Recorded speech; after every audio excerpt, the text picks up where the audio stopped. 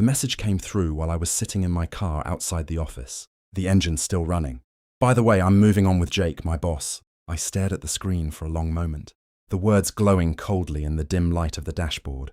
6 years together, reduced to a casual update, like she was telling me she'd switched gyms.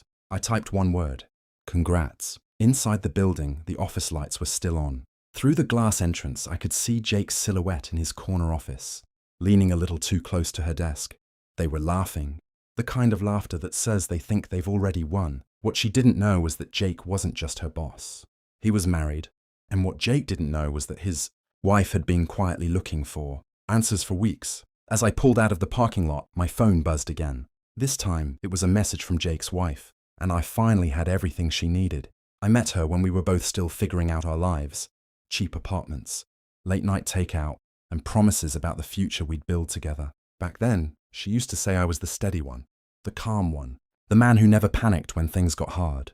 Over the years, that calm became something else in her eyes. Predictable, easy, replaceable. While she chased bigger titles and better offices, I built my career quietly, the kind of work that doesn't look flashy, but keeps the entire system standing. I handled contracts, compliance reports, and the kind of details most people only notice when something goes wrong. People like Jake never notice those details. He was the loud type, the kind of manager who believed confidence was the same thing as competence. Expensive watch, loud laugh. Doors always half closed for private meetings. The office admired him, or at least pretended to. My girlfriend admired him more than most. At first it was harmless. Late meetings, work dinners, casual mentions of how brilliant he was. I didn't argue. I didn't accuse. That's the thing about being the quiet one. People assume you're not paying attention. But I always paid attention. And by the time she sent that text about moving on with Jake, I already knew two things. First, the relationship had started long before that message. Second, Jake had made a very expensive mistake. The change didn't happen all at once. It arrived in small moments that were easy to dismiss if you wanted to believe the best in someone. At dinner, her phone started lighting up more often. She'd glance down, smile faintly, then turn the screen away like it was nothing important. "Work," she'd say, already typing back. Sometimes Jake's name slipped into conversations too casually. "Jake says the company might expand next year. Jake thinks I should apply for the senior position." It was always Jake says. One evening, I stopped by the office to pick her up. The lobby was nearly empty, lights dimmed for the night shift. When I stepped out of the elevator, I saw them through the glass wall of Jake's office.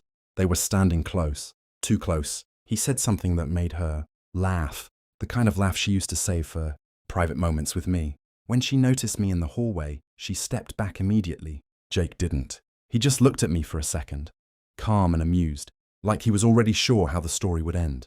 "Hey man," he said when she introduced us, his handshake firm, confident. "I hear you're the quiet type." His smile lingered half a second too long. In that moment, I realized something simple. Jake wasn't hiding anything. He just didn't think I was worth hiding it from. The text confirming it all came on a Tuesday night. "By the way, I'm moving on with Jake, my boss." No apology, no explanation. Just a neat sentence that erased 6 years like they were a line on a whiteboard. I read it twice, maybe 3 times. Not because it hurt more each time, but because of how carefully casual it sounded. Like she expected me to argue, to beg, to make a scene. Instead, I sent back a single word: congrats. Then I set the phone down and opened my laptop. Working in compliance means you notice patterns other people ignore. Expense reports that don't quite match, after-hours access logs, corporate policies that everyone signs but almost nobody reads. Jake liked bending rules. He thought they were suggestions meant for smaller people. Over the past few months, I'd noticed things. Hotel receipts tied to client, meetings, security logs showing, late-night office entries, company cards used when no official travel was scheduled. At the time, they were just observations. Now they were evidence. But the real turning point came an hour later, when a new message appeared on my phone. It wasn't from her. It was from someone named Laura. The message was short. "Hi, I think you might know my husband, Jake." Laura and I spoke the next evening at a quiet cafe across town. She arrived early, sitting straight-backed at a corner table with a thin folder in front of her. There was no shouting, no trembling hands, just the controlled calm of someone who had already suspected the truth and was waiting for confirmation. "I'm not here for drama," she said after we introduced ourselves. "I just want facts." That worked for me. I explained what I did for a living, compliance analysis. My job was to track how companies follow their own rules. spending policies, workplace conduct standards, conflict of interest clauses. Most people never read those documents. I did. Jake had signed all of them. Quietly, I slid a small stack of printed reports across the table. Late-night building access records, company credit card charges for restaurants on nights with no official meetings, travel reimbursements tied to days when his calendar showed no business trips. Laura studied the pages carefully, her expression sharpening with each line. "Company policy?" she asked. "Strict," I said. "Relationships between managers and direct reports have to be disclosed. Otherwise, it's considered a serious violation." She nodded slowly. Then she closed the folder. "So if the company found out," she asked calmly, "what would happen?" I took a sip of coffee before answering. "They'd have to investigate." Laura gave a small, thoughtful smile. "Good," she said. "Then let's make sure they do." 2 weeks later, I walked into the office lobby just before noon. The place looked ordinary. People at their desks, the low hum of printers, the quiet rhythm of a normal workday.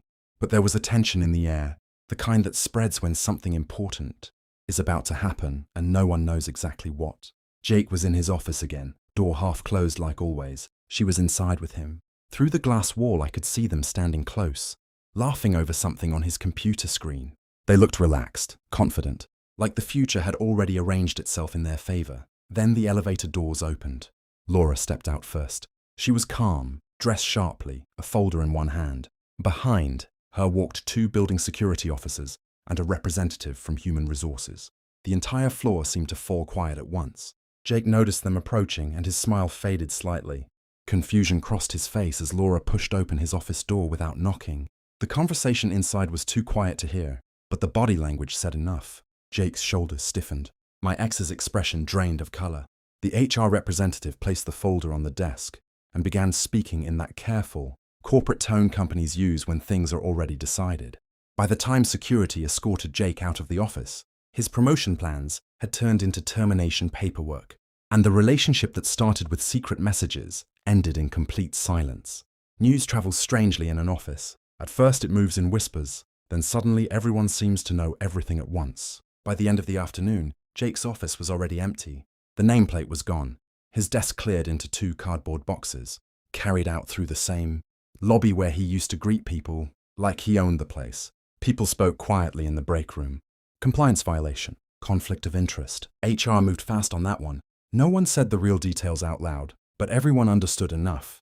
My ex didn't come back the next day. Word spread that she had been placed on administrative leave while the company reviewed the situation. When someone's career is tied to a manager who just got fired for misconduct, the future tends to become uncertain. A few co-workers eventually connected the dots between Jake, the investigation, and me. Their reactions were careful, half respect, half surprise. The quiet guy had been paying attention the whole time. But the truth was simpler than people imagined. This wasn't about destroying anyone's life. It was about consequences finally, catching up with choices people believed were invisible. Because betrayal only works when someone thinks you're too weak, too distracted, or too trusting to notice. The moment they stop believing that, everything changes. A month later, the office looked exactly the same. New manager. Jake's name removed from the directory. The glass walls of his old office now held someone else's meetings, someone else's plans. Companies move forward quickly. That's how they survive. People ask me a few quiet questions at first.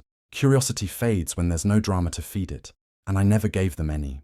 My ex eventually sent one more message. It was shorter than the first. I didn't expect things to turn out like this. I read it once, then set the phone down.